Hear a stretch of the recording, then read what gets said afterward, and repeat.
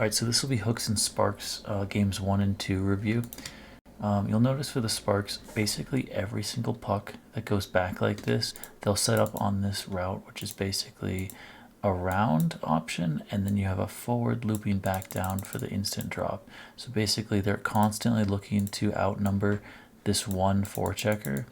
And what the Hooks failed to do, at least in the early parts of the series, was recognize that they needed to bring an F2 down and gap up on this around option, which the Sparks absolutely love to use. And so there's hesitation off the draw of who's supposed to mark what guy, and because of that, the Hooks are going to give the Sparks a free exit, basically maybe in the course of these two games at least 15 times, just because they were failing to mark. These gaps need to be way tighter, and they weren't tight. But what I really want you to watch on this is the route that Paco takes. So Paco wins this draw back, and he's actually going to surf across, and he's going to go flat, slow, or sorry, not low, but slowly through his route. And so what he's doing in this moment is he's anticipating. So if it, at first he ends up on this board, which is also the board that his forward lineman is on.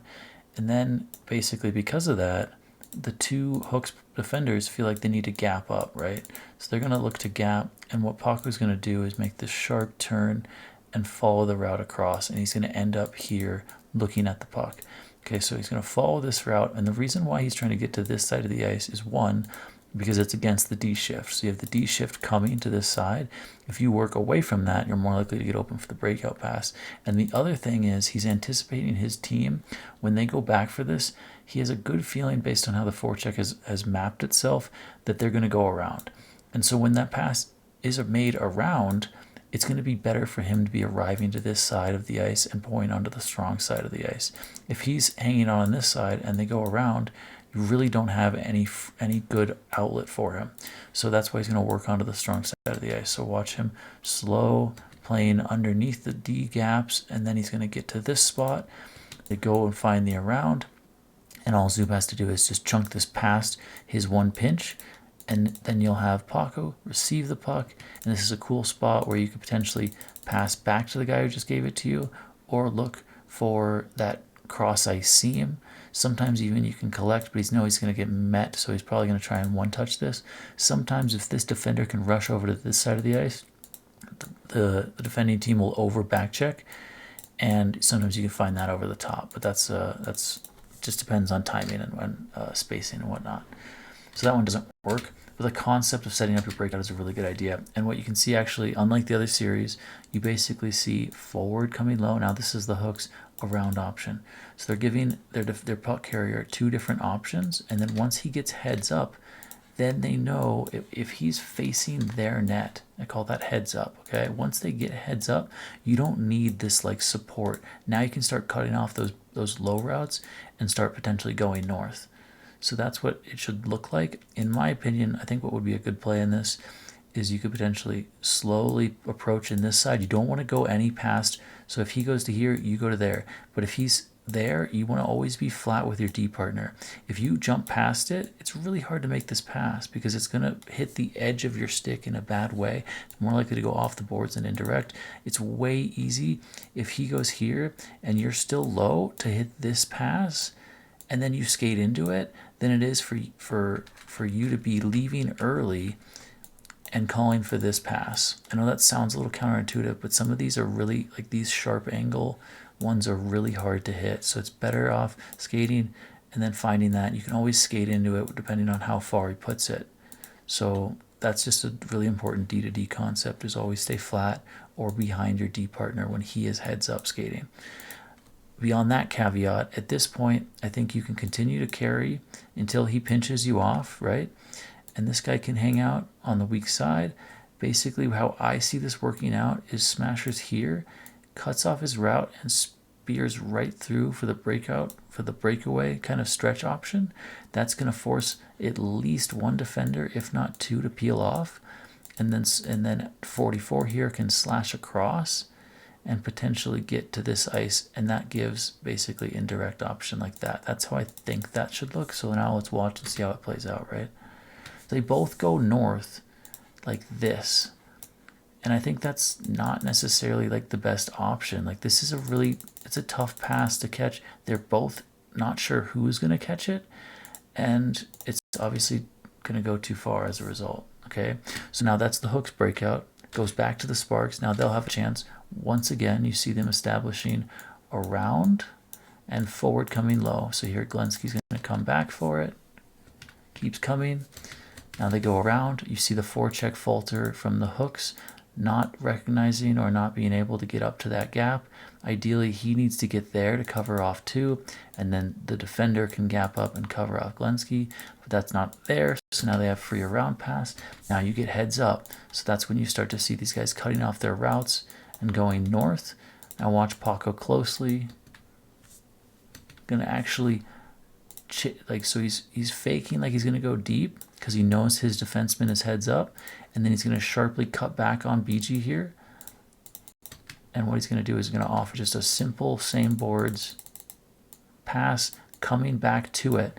And so when he does that and he gets it here, he has D joining through the middle of the ice, and he has forward across. So he could find boom, or even back to his defender who just gave it to him. Any of those three options is available to him.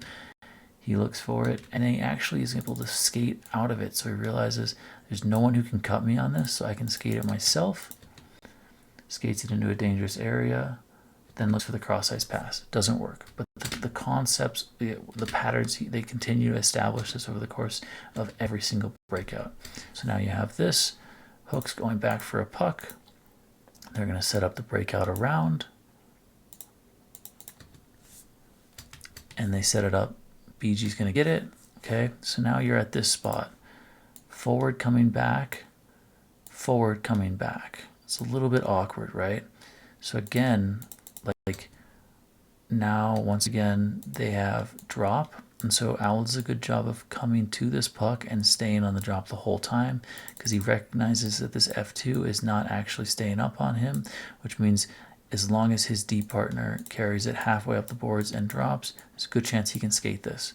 So that's the good part of this. But what I don't like about this scene is the way the forwards are setting up the breakout. I think they should be slashing across the ice. So I think when this pass is made around, I think one forward should be coming low and slow like this. And what that's going to set up is just a continued up same pass. And then at the same time, this guy could go on a kind of like a deep pushback route. And what that's going to force is this awkward communication between these two defensemen. A lot of the times, this defenseman feels like he has to go with that streak. And this guy won't pick up the forward across. He's probably not aware that that pass is going to be made. So he'll probably just hang out. So if you run that route and you basically, kind of like in football, Hijinks comes through here and pushes that defender back, this defender won't quite pick up that, hey, I got to push through this and get there. He can't close that gap in time. And a lot of the time, like, the best play would be, hey, Hijinks is pushing this. I am number 2. I need to get to this guy coming across. So I need to come up, release the first guy to my D partner. You pick him up because you're closer, and I'll bypass and pick up the slash of 14 coming across. It's not going to happen. They're not going to communicate and hand that off quickly enough. And so in that situation, if they had run that play, he would be coming across and you could just chip right to him, and he's skating with a huge lane because 2 would be dragged out of this ice. And then you have Hijinks arriving with a net front. Instead, what you get is 2 stationary post routes. So post, neither of them are really doing anything through the middle of the ice. And so what does Owl have? He's going to say, oh, you got me drop. And then you're going to get to this spot where Owl continues to like try and make something out of this play. He doesn't have same. He doesn't have a cross. He doesn't have his D partner. So all he's doing is trying to extend this play until one of his teammates gets open.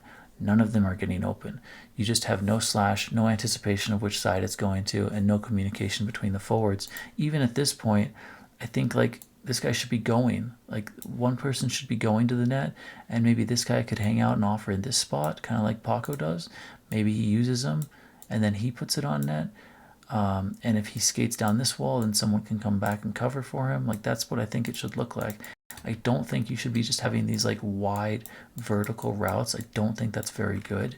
You should at the very least get, when your defenseman do the job to do D to D and then get heads up like this, I think you should at least have someone going hard to the net and crashing.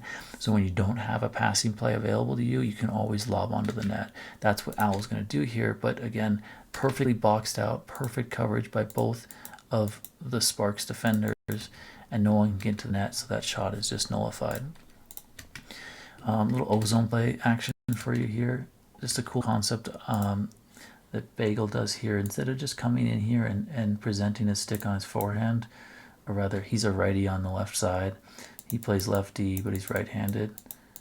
So instead of coming in here and just backhanding a shitty shot on net, instead he's going to actually surf up and face the opposite direction.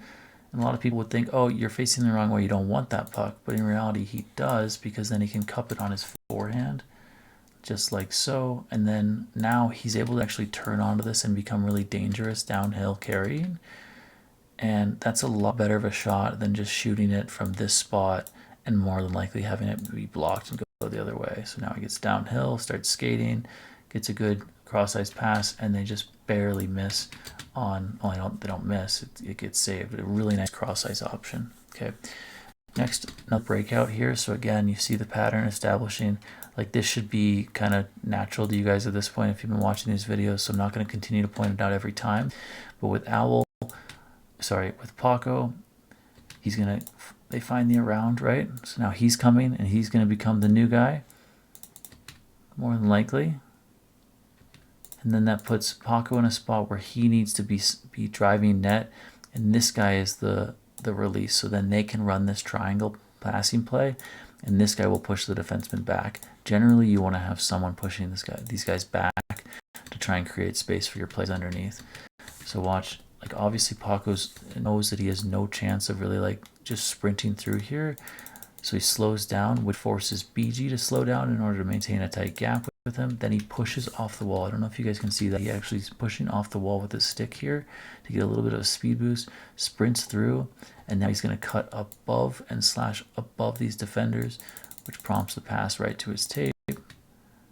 She catches, sprints, saves his stamina for the very end, and throws it on net. Gets a good play off of that, even though he was really gapped up tightly at the start.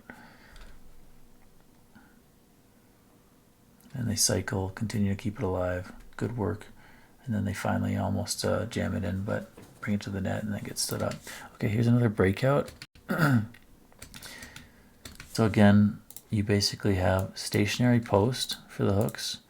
Stationary post, this guy might come through the middle of the ice, we'll see. And then Owl's going to drop off. So this is like a D drop off.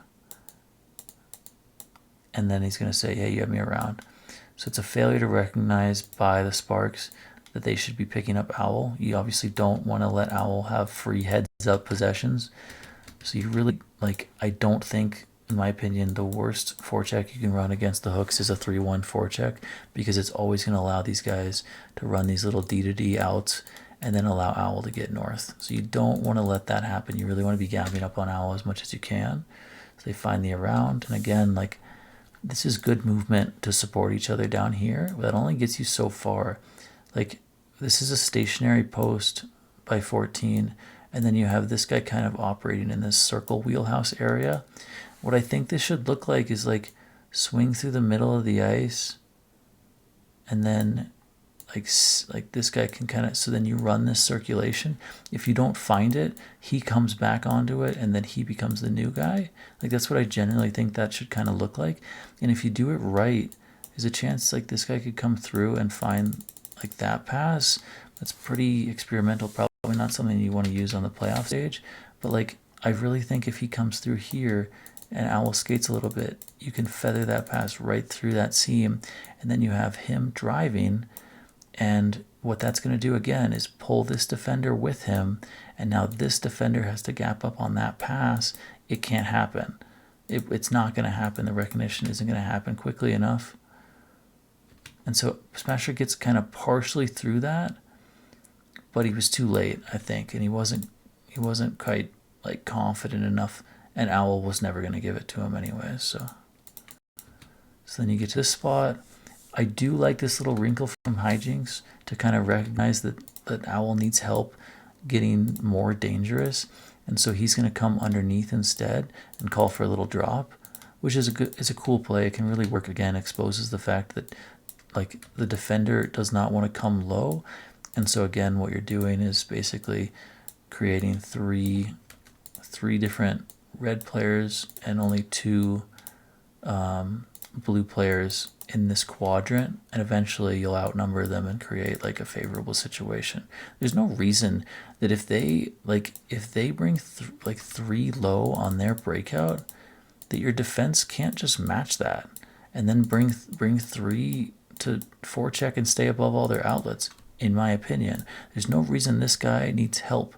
He should be easily surfing with his guy, and so if they bring 3 low, body, body, body, like I think this should always look like forecheck push, D, forecheck push, and then forward, forecheck push. And sometimes it has to be like forward goes, and this D gaps, and then this D becomes the deep guy. But like, you shouldn't be just giving up these guys free outlets, free heads up possessions. Now this one again doesn't quite work out because he loses a gap and they throw a deep miscue on the pass, but they're setting up these breakouts again and again, and it's just no reason to be giving up free receptions like this.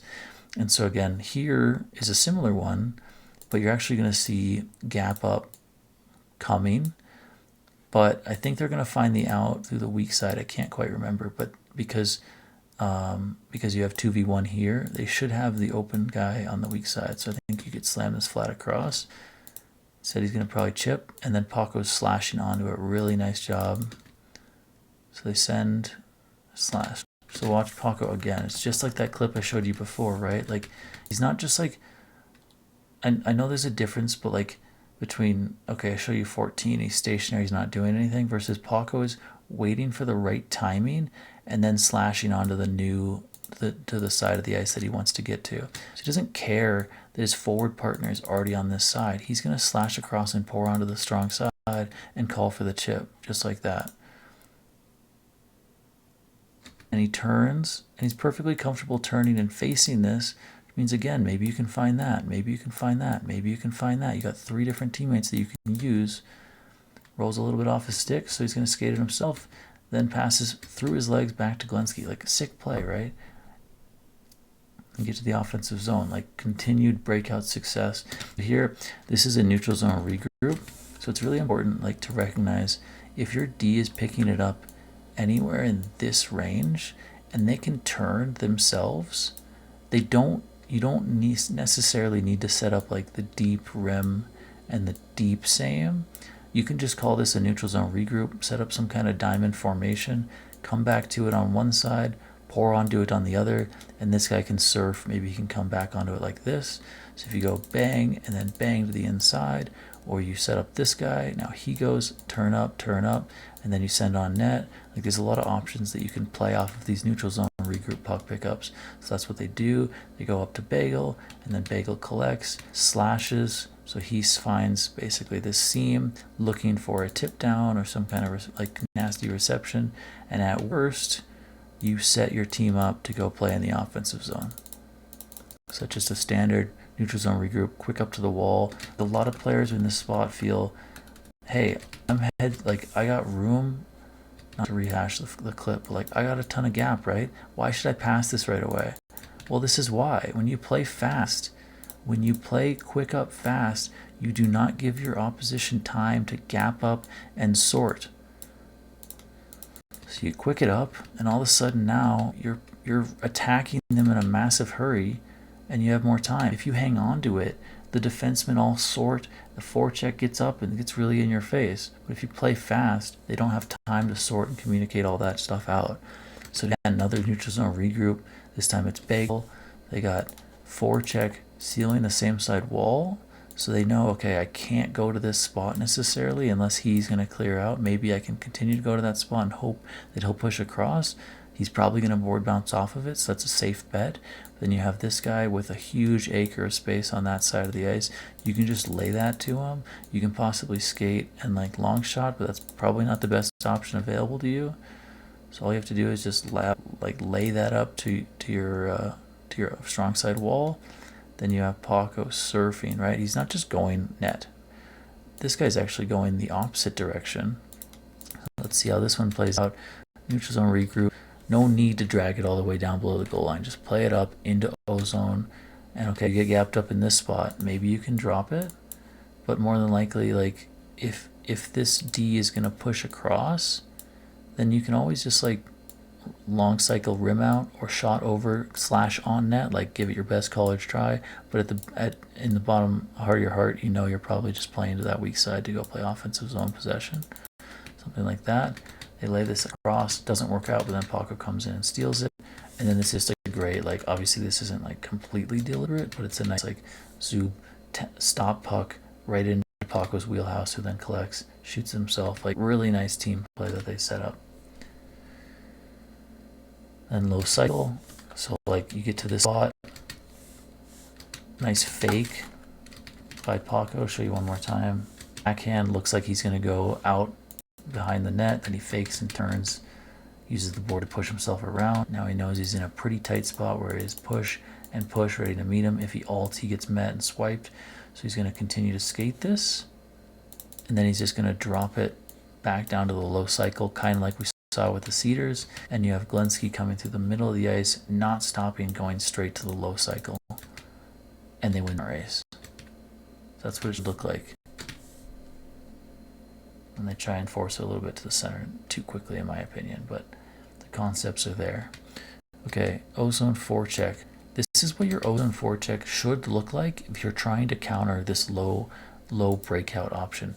So when they're coming back for this, and they have puck around option and then same board option, like, all it should look like is just F2 is 14 here, pushing D2, F1 pushing puck. Okay, so I'll let it play a little bit because it takes a moment.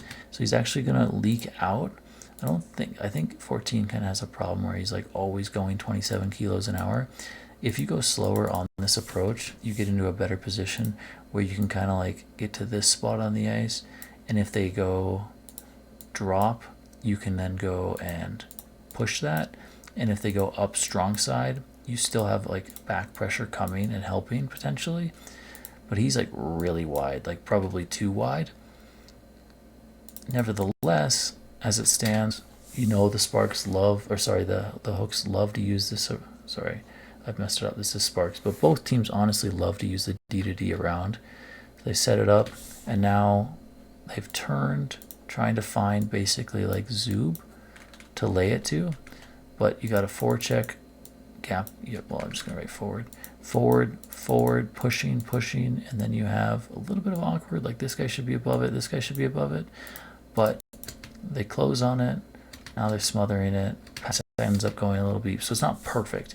But in terms of the forwards being uptight, if they're too low, you should have two forwards up pressuring, unless you're totally okay with, like, for example, if it's a weak opposition group of defensemen and you don't mind them like going D to D around and having a defenseman pick it up and get to this spot on the ice, if you don't mind their D wheeling and getting to you there, then you don't have to have like surf up forward and then fucking like cheating to the cover of this guy. So you don't have to have two forwards up tight.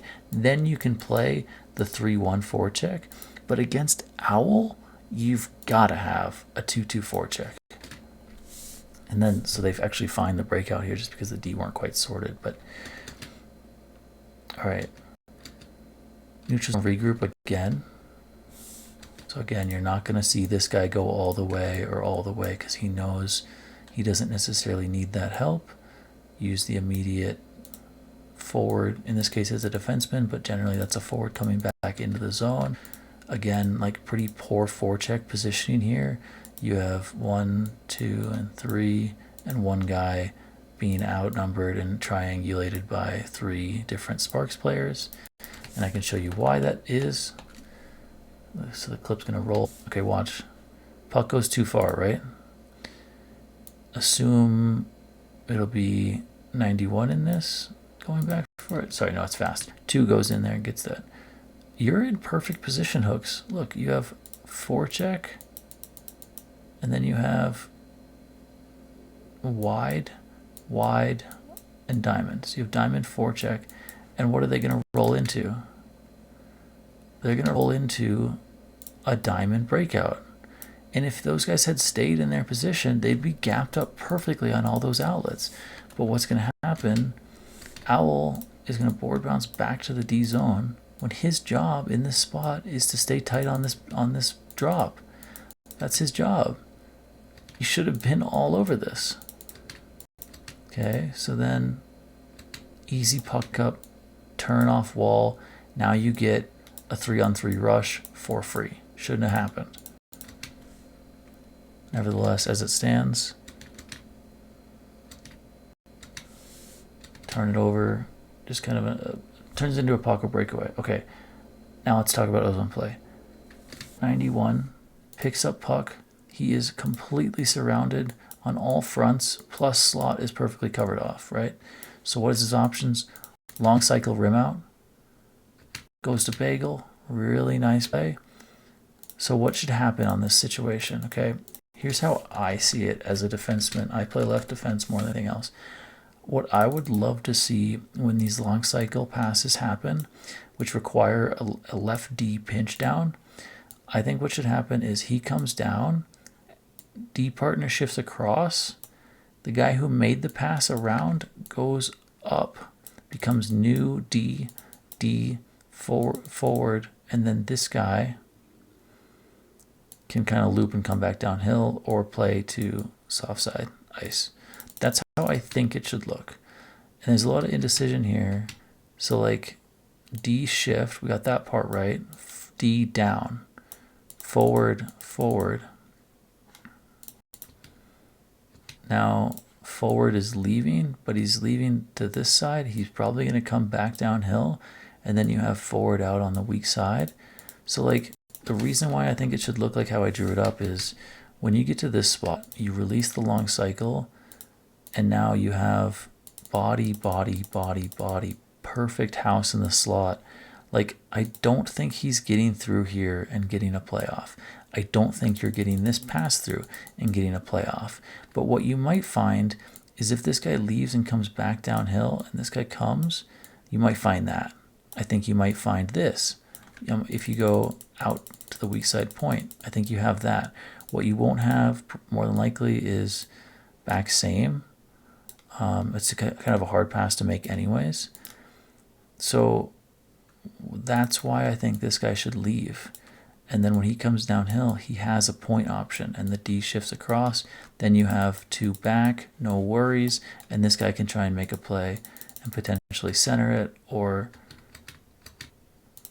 drop it back. You don't need this guy going there because this guy's going there. So he should have been coming back downhill on it. He's got the best option. He can also leave if you want.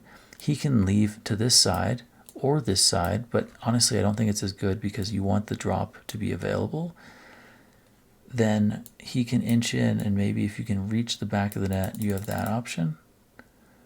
But again, like the forward rotations, like I think it's really important that like if you go D down, the whole box should shift, and the forward should roll out and become, and the D has to like fill the side that is easiest. So if the long cycle came from this side, the D who didn't pinch should shift to allow space for this forward to come and fill that side. It's a lot easier for them to fill that spot than it is for them to fill this side, which is where that D is pinching to.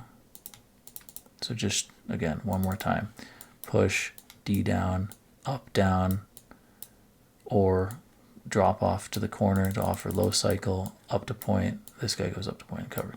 So like there's tons of options, but you need to have 2D back. That's what they did in essence is they did forward out cover and then D shift cover. Then this is the old D and this is the old forward. Okay, moving on.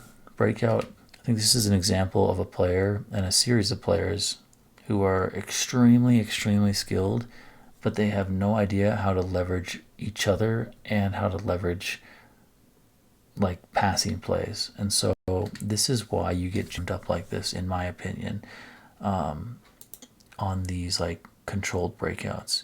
So they have the setup right. D picking it up. You have option.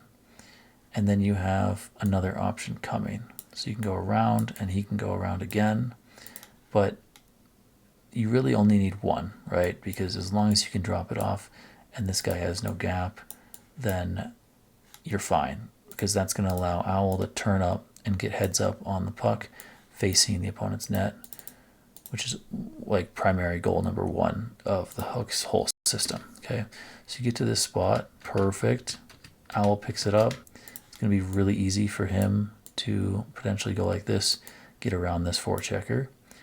He can also go to this spot if he doesn't want to risk it. He can just go indirect, and this guy will really easy scoop, pick up that puck. And then at that point, maybe Smasher's gotten behind Zoob and he can stretch it. Or if he gets to this spot, you look at the lack of discipline on the forecheck. This was F1 swinging through, and he swings to the puck. Now this is F2 swinging onto the puck, the new puck carrier. And when those two guys vacate a really good area of the ice, if this defenseman continues skating, you can go boop and across to him, and then you get turn up, net drive, 3-on-2. That's all it takes. Really nice, just little one-touch passes. Down, in, then bang. Super easy, like nice quick breakout play. Instead, what you get is a guy hogging the puck, and you basically blow through your window of opportunity, which was hijinks right here, post up, offering himself on his strong side, because I believe whether he's lefty or right, it doesn't matter. That was a great outlet you could have used. Maybe even Owl could have bursted through that and looked for like the tap back. Maybe Smasher could have poured onto it on this side and called for this indirect for himself. Again, BG could have drove wide and you just lay it flat across to him. There's so many options, but all of them are better than continuing to like ram your head against these two defenders whose whole job is just to slow you down and put you in a box.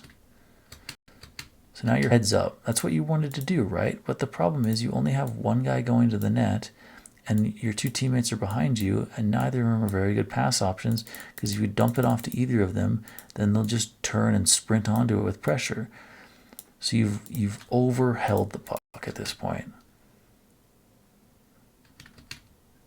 Now you say, oh, I've overheld puck. You stick handle through your D partner's legs. You've basically beat into submission. And now what do you have? Nothing. You have nothing. You have this in theory, but the second it gets there, he will get swamped, and you can't go through your legs to BG. So you basically have to send or continue to fucking drag the puck around. And that's what he does. And no possession. So, like, that's why you have to move it. You have to move it, and you have these windows of opportunity to move it. When you don't move it, all of the routes are fucked up. Okay. Back to the Sparks. Standard breakout, a little bit awkward miscomm on who was going to get there, but the net's in the way, bails him out. Now they get to this spot. They want you to watch Paco. Right? Okay, he gets to this spot on the ice, and he's not in any hurry to go gap himself up into Owl. So he's going to play in that gap. He's going to sprint a little bit. And honestly, it's not great coverage, but plays into this pocket, then gets poured onto it, makes the play across. Nice passing play, right? But it's just perfect comfortability. 491 hanging out on that wall, committing to the north route. You see how every time he's just like taking enough ice as he can, but then when he starts getting pressured and then he adjusts to the puck, plays it out, just a good standard breakout. Okay, a bit awkward for the Sparks here because they have low, and then puck, but in essence you can always sort this out if you drop it off, because again, the forecheck is late.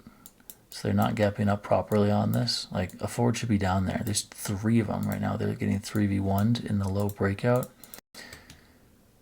So they find a round, and Zoob lays it around again. Sorts out like the awkward jam they had for a bit.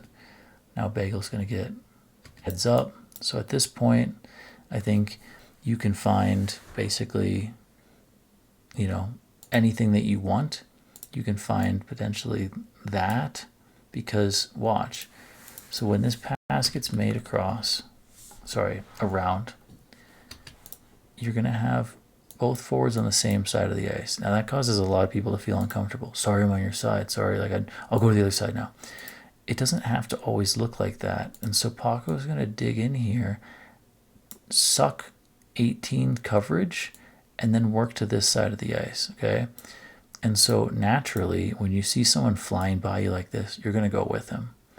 And then the onus becomes on Owl to sort that and realize I need to go gap on 89.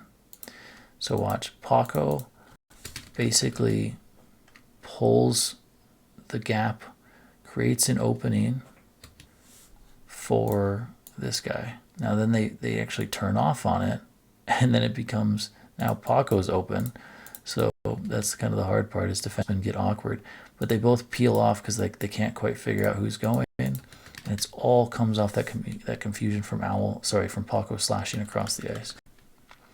Okay, breakout with tight pressure, like really good concept. We haven't seen it yet. So it's tough for him to get a turn on here. He's picking up this puck with a guy draped all over him. This is what it should look like almost every time when the teams are sorting their forecheck the right way. So tight pressure, then you have instant drop. And this is why it's so important that a forward comes and offers this low drop, because, okay, they've done the right thing, right? Forward is F2, F1. They're tight on these gaps. Like he cannot go around because their forward's gapped up the right way. Even this guy's gapped up the right way, but there's nothing he can do. As long as this defender continues to trail the puck carrier, he can go D and then immediately just like become super dangerous. 2-on-2 instantly.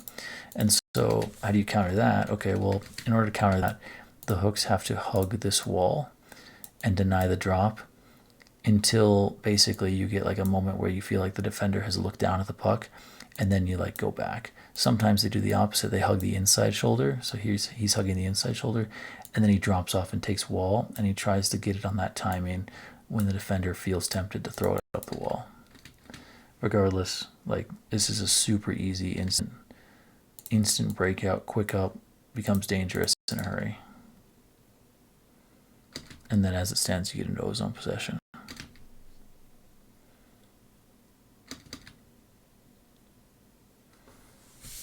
Really good. Ozone movement, sets up the low cycle. They get jammed on the net. Get there, center it. Okay.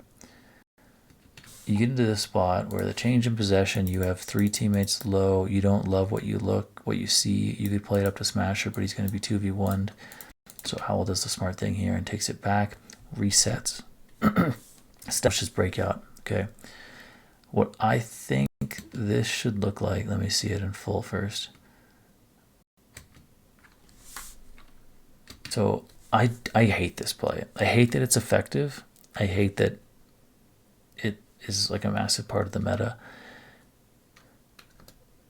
I don't hide that fact, but I also recognize that when your forwards don't give you good options, you have to carry it, and two, like the game rewards this style. But what I think should happen here is, instead of cutting off the route and looking back at here, I mean, I think you can do that, but I think you can also follow across and basically like arrive to that side. You can always find that or that maybe if he wants the quick up, but it's not really why you're doing it. You go around. I need to back this up just a second. And then this guy could go through like that. And so when Owl picks this up and pulls it to the side and drags him to this side of the ice, chances are he'll drag 2, sometimes 3, and then that's going to give the arrive to new ice chip to that. And then at the same time, he can always go 1 just deep right away if he goes and finds it on that part of the route, or keep going to the wall, send you on that side. like the slash with each other needs to be established. Like, you guys, it's so important that you're creative with your routes. This shit, or like this, if you just live on your wall, you will get jammed up and you'll feel like you're always being covered. But the second you start to manipulate coverages, drag, and then this guy like goes through and picks up, and like you'll go into that ice that the defender has been dragged out of. That's what I think that should look like. But when you're just like gap, what are you gonna do? So then when Owl carries it like this, I can't even blame him because the routes are poor. You're on the outside the whole way. What are you gonna do? You're gonna call for that puck? Like, finally he's like maybe kick out, but even if you do, just instant turn. So I blame a little bit of both. I blame the defenseman for holding onto it so much, but I also blame the forwards for not getting creative with your routes. Okay, next breakout, puck pickup, a round option there the whole time. Smasher is working with this gap. Hijinks is working with that gap. Okay. Smasher does a really nice job of digging into his route, taking ice, and then getting to this point where, hey, Zoop's like, ugh, I don't know if I can dive down on that. I'm worried he might squeeze by me, so I'm going to air out and come back at it again. So by swooping low enough, he buys himself room for the pass reception, which he hits.